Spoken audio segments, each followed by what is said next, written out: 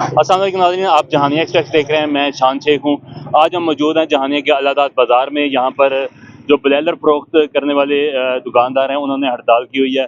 इसी खाने वाले की जानिब से जो है वो 382 रुपये जो ज़िंदा मुर्गी का रेट जारी किया गया है, लेकिन इन दुकानदारों का कहना है कि हमें खरीद जो है वो महंगी पड़ती है और हम इस रेट पे नहीं फ़रोख्त कर सकते। तो इनसे पूछते हैं कि ये इनका क्या मामला है और क्यों ये इनके मुतालबात क्या हैं हुकूमत के साथ। जी, ये है कि फार्म रेट जो रात फार्म की खरीदारी है ना, वो गवर्नमेंट ने दी है 372 रुपये और हमें मिला है 400 रुपये में। हमें हरी सप्लाई है 415 रुपये में और गवर्नमेंट की सप्लाई है 386 रुपये में। हमें ये इस रेट में वारे में नहीं है।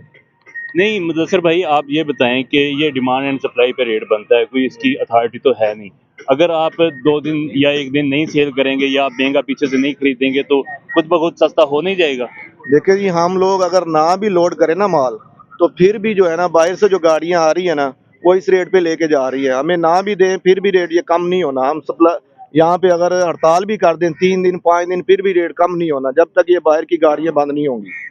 अच्छा, आपका हुकूमत के साथ क्या मुतालबा है, कितना रेट हो तो आप जो है वो सेल दोबारा शुरू करेंगे।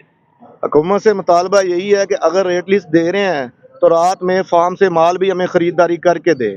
अगर रेट इसी रेट पे सेल करवाना है जिस रेट पे रेट लिस्ट दी है, तो खरीदारी भी गवर्नमेंट करवा के दे।